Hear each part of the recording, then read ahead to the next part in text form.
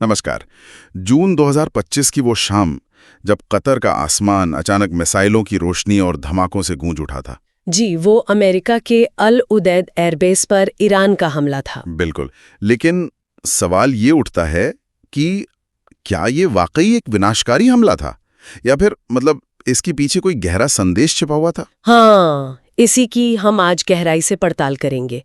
ये घटना दिखाती है कि कैसे आजकल सैन्य ताकत का इस्तेमाल सिर्फ हमला करने के लिए नहीं होता। अच्छा। जी, बल्कि अपनी बात रखने, संदेश देने का भी एक तरीका बन गया है। ये बदला लेने और साथ ही हालात को काबू में रखने की एक बहुत ही, आप कह सकती हैं, बारीक कोशिश थी। तो इसकी पृष्ठभूमि क्या थी? ये हमला हुआ क्यों? देखिए, हमले से कुछ दिन पहले ही अमेरिका ने एक ऑपरेशन किया था, ऑपरेशन मिडनाइट हैमर। हाँ, सुना था इसके बारे में। तो इसमें ईरान के 3 अहम परमाणु ठिकाने थे, फोर्डो, नतान्स और इस्फहान। उन पर बमबारी की गई थी। और ये ईरान के परमाणु कार्यक्रम के लिए काफी महत्वपूर्ण जगह है ना? बिल्कुल। राष्ट्रपति ट्रंप ने तो इसे एक शानदार सैन्य सफलता बताया था। कहा कि ईरान को रोकने के लिए ये जरूरी था। जाहिर है ईरान चुप बैठने वाला नहीं था। नहीं, बिल्कुल नहीं। उनके सर्वोच्च नेता खामेनेई ने बदला लेने का संकल्प लिया और फिर 23 जून 2025 को ईरान ने जवाब दिया और निशाना बनाया कतर में मौजूद अल उदैद एयरबेस को। जी, जो मध्य पूर्व में अमेरिका का सबसे बड़ा सैनिक अड्डा है। हजारों अमेरिकी सैनिक वहां तैनात रहते हैं। लेकिन एक बात सोचने वाली है, ये बेस तो दोहा शहर से करीब 20 मील दूर है। क्या ये जानबूझकर ऐसी जगह चुनी गई थी? लगता तो यही है। देखिए, अल उदैद का सामरिक महत्व बहुत ज्यादा है, तो निशाना तो दमदार था।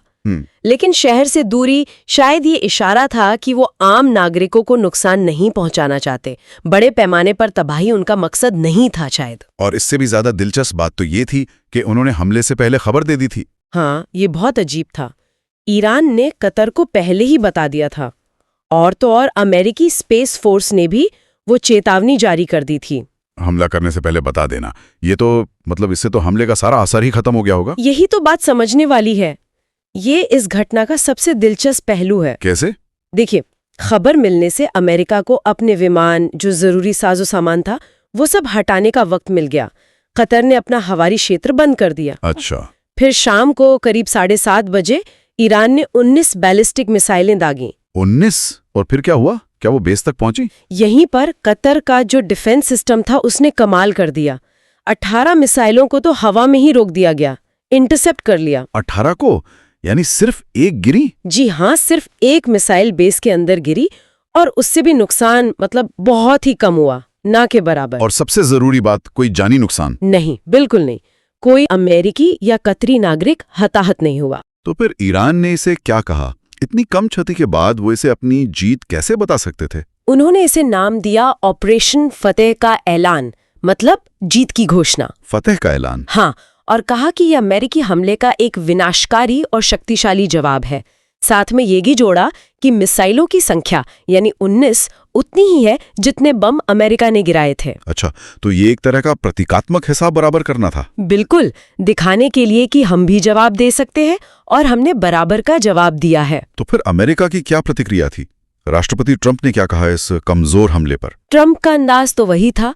उन्होंने इसे बहुत कमजोर प्रतिक्रिया बताया, लेकिन और ये भी अजीब है, उन्होंने ईरान को अग्रिम सूचना देने के लिए शुक्रिया भी कहा। हाँ, ये तो काफी अजीब बात है। दूसरी तरफ कतर ने जाहिर तौर पर हमले की निंदा की, कहा कि ये उनकी संप्रभुता का उल्लंघन है। लेकिन ईरान ने उन्हें भी साधा। जी हाँ, ईरान ने फौरन कतर को भाईचारा रखने वाला पड़ोसी बताया और कहा कि कतर को इस हमले से कोई खतरा नहीं था। वो दिखाना चाहते थे कि निशाना सिर्फ अमेरिकी बेस था, कतर नहीं। तो अगर हम सबको जोड़कर देखें तो इस हमले का असली मकसद क्या था? क्या ये सिर्फ एक दिखावा था, एक संदेश? काफी हद तक यही लगता है। यह हमला असल में तबाही मचाने से ज्यादा एक सोचा समझा नपा तुला संदेश था। किसको संदेश? दुनिया को, और खासकर अमेरिका को। ईरान ये दिखाना चाहता था कि देखो, हम जवाब दे सकते हैं, हमारी पहुंच है, हम बदला ले सकते हैं। लेकिन साथ ही वो एक बड़ा युद्ध, एक फुल स्केल वॉर शुरू नहीं करना चाहते थे। तो पहले से जानकारी देना, आबादी से दूर निशाना चुनना और ये सुनिश्चित करना कि नुकसान कम से कम हो, ये सब इसी रणनीति का हिस्सा था। बिल्कुल, ये सब इसी तरफ इशारा करते हैं। हाँ, ये अलग बात है कि उनके अपने मीडिया में अंदरूनी तौर पर शायद बातें बढ़ा चढ़ा कर पेश की गईं। जैसे खामेनेई ने सोशल मीडिया पर जलते हुए अमेरिकी झंडे की तस्वीर डाली। लेकिन पर्दे के पीछे तनाव कम करने की कोशिशें भी चल रही थी। ऐसा लगता तो है। और फिर इसी माहौल में राष्ट्रपति ट्रंप ने एक और चौंकाने वाला कदम उठाया। हाँ, वो युद्ध विराम की घोषणा। जी, उन्होंने ईरान और इजराइल के बीच 12 घंटे के युद्ध विराम का ऐलान कर दिया। इसे उन्होंने मजाक में 12 दिन का युद्ध कहा, क्योंकि इससे कुछ ही घंटे पहले ईरान ने इजराइल पर भी कुछ मिसाइलें दागी थी, जिनमें मौतें भी हुई थीं। और इस ऐलान की पुष्टि किसी ने नहीं की थी। नहीं, न तो तेहरान ने न ही यरूशलेम ने। लेकिन इसका असर फौरन हुआ। कतर ने अपने एयर स्पेस खोल दिया, तेल की कीमतें जो बढ़ गई थीं वो नीचे आने लगीं। दुनिया ने एक तरह से थोड़ी राहत की सांस ली। तो कुल मिलाकर अल उदैद पर ये जो हमला था, ये ईरान की तरफ से एक बहुत ही कैलकुलेटेड, एक सोची समझी प्रतिक्रिया थी। हाँ, मकसद दोहरा था।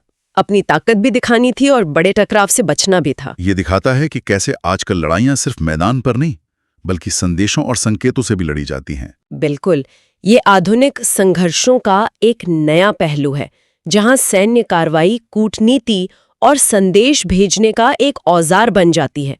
तलवार की धार पर चलने जैसा मामला था ये। और यही हम अपने श्रोताओं के लिए एक सवाल छोड़ जाते हैं। क्या इस तरह की सीमित प्रतीकात्मक सैन्य कार्रवाइयां, जैसे ये अल उदैद हमला, क्या ये सच में तनाव कम करने में मदद करती हैं, या फिर ये अनजाने में भविष्य के किसी बड़े और ज्यादा खतरनाक संघर्ष की जमीन तैयार कर देती हैं? इस जटिल भूराजनीतिक खेल में अगला कदम क्या होगा, सोचने वाली बात है।